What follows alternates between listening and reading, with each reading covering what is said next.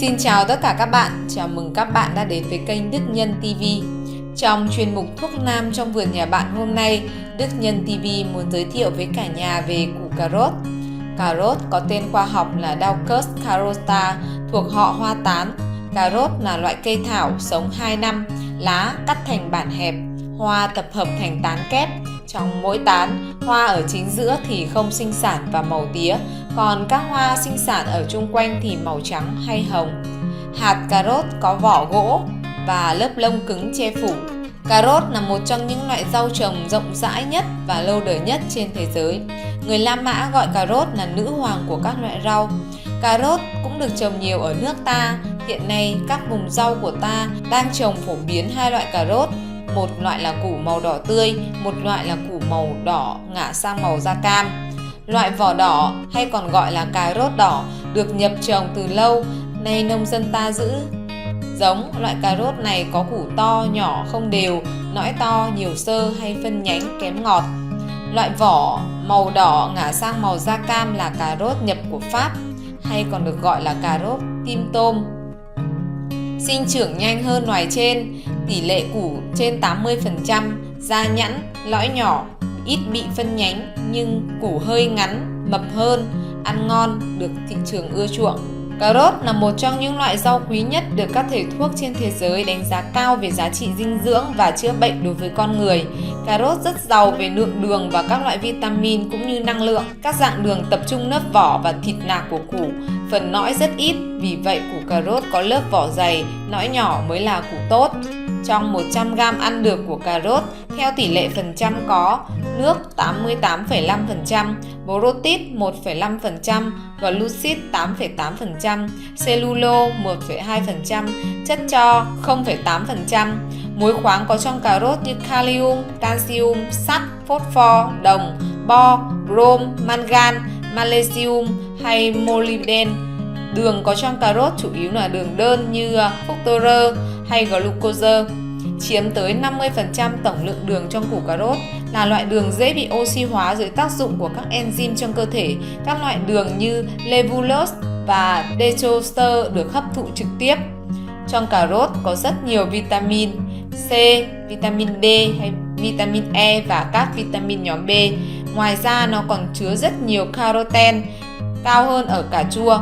Sau khi vào cơ thể, chất này sẽ chuyển hóa dần thành vitamin A, vitamin của sự sinh trưởng và tuổi trẻ, rất tốt cho đôi mắt. Đây được xem là công dụng sức khỏe nổi tiếng nhất của cà rốt.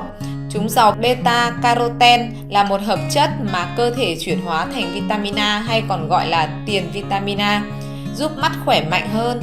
Hơn nữa, beta carotene còn giúp bảo vệ đôi mắt khỏi ánh nắng mặt trời và làm giảm nguy cơ bị đục thủy tinh thể cũng như các vấn đề về thị lực khác.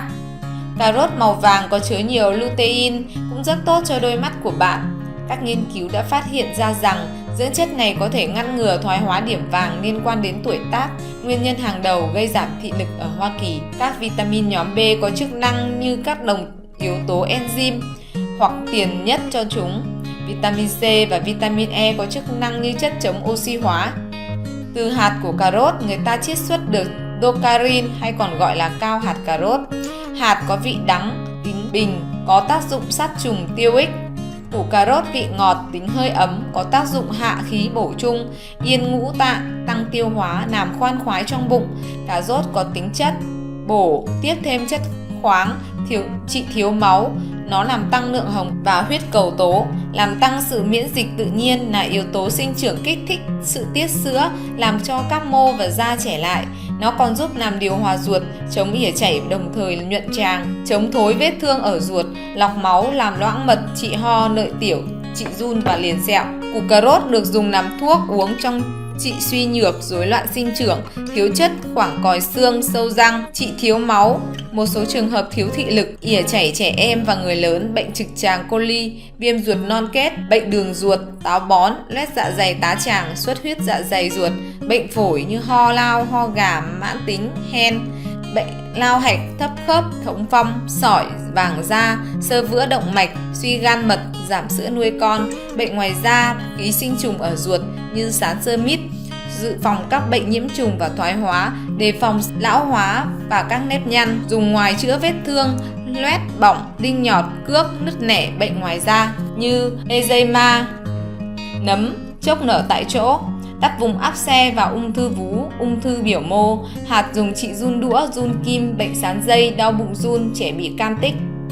Cách dùng: người ta thường sử dụng cà rốt dưới dạng tươi để ăn sống như làm lộn hay trộn dầu giấm, xào, nấu canh hay hầm thịt. Dùng cà rốt ép lấy dịch, phối hợp với các loại rau quả khác làm nước giải khát hoặc nước dinh dưỡng để uống trong. Người ta dùng dịch cà rốt tươi, ngày dùng từ 50 đến 100 g, sáng và chiều, tốt nhất là vào sáng sớm lúc đói uống một cốc. Cũng dùng dịch tươi làm thuốc trị ho, bệnh về đường hô hấp, hen, khản tiếng. Củ cà rốt được dùng phổ biến trong các thang thuốc bổ đông y và nấu súp cho trẻ ăn khi bị ỉa chảy, ăn thay sữa dưới hình thức ẩm thực trị. Các bài thuốc từ cà rốt: sau khi ốm, kém ăn, uể oải, suy yếu, dùng củ cà rốt khô thái mỏng tẩm mật sao 30 g, cây vú bò thái miếng phơi khô tẩm mật sao, hoài sơn sao mỗi vị 24 g, mạch môn trẻ đôi bỏ lõi sao, ngưu tất, thổ tam thất hay là còn gọi là lam chuột mỗi vị 12 g, sắc uống. Uống thuốc có cà rốt thì ăn ngon miệng, da thịt được tươi, nhuận, hồng hào, đại tiện điều hòa, phân thành khuôn mà không bị táo bón. Trị ỉa chảy ở trẻ em: dùng bột cà rốt khô 50 g hoặc cà rốt tươi 500 g, nước 1 lít nấu thành súp. Những ngày đầu bị ỉa chảy, mỗi ngày ăn từ 100 đến 150 ml trên 1 kg thân nặng. Ăn làm 6 bữa, nếu truyền hoặc uống nước thì bớt lượng súp cà rốt tương ứng. Những ngày sau cho ăn kèm với sữa mẹ, trọng lượng súp cà rốt giảm dần. Trị run sán: bột cà rốt 12 đến 18 g dùng trong ngày. Ăn nhiều cà rốt có sao không? Ăn quá nhiều cà rốt có thể dẫn đến một số tác dụng phụ như rối loạn kinh nguyệt. Phụ nữ ăn nhiều hơn 300 g cà rốt mỗi ngày trong một thời gian dài, dù ở dạng sống hay chín đều ảnh hưởng đến quá trình dụng trứng. Điều này có thể gây rối loạn kinh nguyệt với các biểu hiện như chậm kinh, chu kỳ kinh nguyệt kéo dài, tắc kinh, dong kinh hoặc vô kinh. Bị ngộ độc: hoạt chất hemoglobin được tìm thấy ở cà rốt nếu được tiêu thụ quá nhiều sẽ kết hợp với natri có sẵn trong cơ thể biến đổi thành methemolobin. Chất này có thể gây ngộ độc, thậm chí là nguy hiểm đến tính mạng. Bị vàng da: hoạt chất caroten trong cà rốt được cơ thể dung nạp nhiều sẽ gây nhiễm độc gan và làm biến đổi màu da, khiến da của bạn chuyển sang màu vàng bất thường, táo bón. Thành phần chất xơ trong cà rốt chủ yếu dưới dạng không hòa tan. Khi bạn ăn quá nhiều cà rốt, chất xơ sẽ bị tắc nghẽn tại ruột, gây lên hiện tượng ăn không tiêu, táo bón.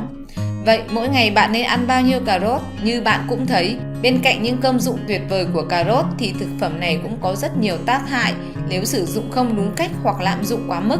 Để phòng tránh những tác dụng phụ ngoài ý muốn, bạn chỉ nên ăn cà rốt mỗi tuần từ 2 đến 3 bữa, mỗi bữa khoảng 50 g là đủ. Kiêng kỵ khi dùng cà rốt: tránh kết hợp cà rốt với những thực phẩm sau. Ớt: ăn cà rốt chung với ớt sẽ làm giảm giá trị dinh dưỡng trong ớt. Giấm: thành phần axit trong giấm có thể phá hủy caroten, khiến công dụng của cà rốt bị giảm đi rất nhiều. Vì vậy các bà nội trợ nên tránh kết hợp hai thực phẩm này khi chế biến món ăn. Củ cải trắng: nhiều người thường sử dụng củ cải trắng và cà rốt trong món hầm. Điều này có thể khiến hàm lượng vitamin C trong củ cải trắng bị phá hủy. Nấu với gan động vật: tuyệt đối không nấu chung cà rốt với gan của động vật, bởi trong gan động vật có chứa rất nhiều kim loại hàm lượng cao, đặc biệt là đồng và sắt. Trong khi đó, hàm lượng vitamin C có trong cà rốt sẽ làm oxy hóa mất hết công hiệu của các ion kim loại này. Bên cạnh đó, do chứa nhiều chất cellulo và axit oxalic, việc ăn cà rốt kèm sẽ gây rối loạn quá trình hấp thụ sắt trong cơ thể. Không nên cắt hay nạo nhỏ cà rốt khi nấu ăn. Thông thường do cà rốt khá cứng nên để nấu nhanh hơn và đẹp hơn, các bà nội trợ thường hay cắt miếng nhỏ trước khi nấu. Điều này hoàn toàn không nên, bởi khi thái cắt nhỏ cà rốt sẽ khiến 50% protein và carbon hydrate hòa tan biến mất. Vì vậy tốt nhất nên thái to hoặc để cả củ khi chế biến là tốt nhất. Không nên nấu quá lâu. Nhiều bà nội trợ khi luộc cà rốt thường luộc rất lâu cho mềm, hay khi hầm kèm các món ăn lại hầm lát vì cho rằng sẽ giữ lại được hàm lượng caroten được cao nhất. Điều này là hoàn toàn không nên, bởi vốn dĩ trong cà rốt có rất nhiều nitrate. Khi nấu cà rốt quá lâu và quá kỹ, chất này sẽ đẩy nhanh quá trình thành lychee, là một loại chất gây độc. Chất lychee này khi vào cơ thể nếu ít thì gây hại cho sức khỏe, nếu nhiều có thể dẫn đến tử vong, đặc biệt là nguy hiểm với trẻ em dưới 6 tháng tuổi. Không nên ăn kèm cà rốt với thủy hải sản có vỏ. Các loại thủy hải sản có vỏ, đặc biệt là tôm hay cua, khi đi kèm với cà rốt có thể gây ngộ độc nguy hiểm. Điều đó là do trong vỏ các loài trên thường chứa một lượng lớn arsen, hóa trị 5 khi kết hợp với vitamin C có nhiều trong cà rốt sẽ biến thành arsen hóa trị 3. Đây là hoạt chất có tên gọi khác là thạch tín, chứa hàm lượng độc tố cực cao, rất nguy hiểm. Những đối tượng không nên ăn cà rốt: trẻ em và người lớn đang bị táo bón, người có biểu hiện đầy bụng khó tiêu, người đang bị vàng da. Trên đây là những công dụng của cà rốt không phải ai cũng biết. Khi sử dụng thực phẩm này, bạn nên nấu chín và tuân thủ một số vấn đề kiêng kỵ đã được khuyến cáo ở trên để không biến cà rốt thành thảm họa cho sức khỏe. Cảm ơn các bạn đã theo dõi và ủng hộ kênh. Xin chào và hẹn gặp lại các bạn ở những video lần sau.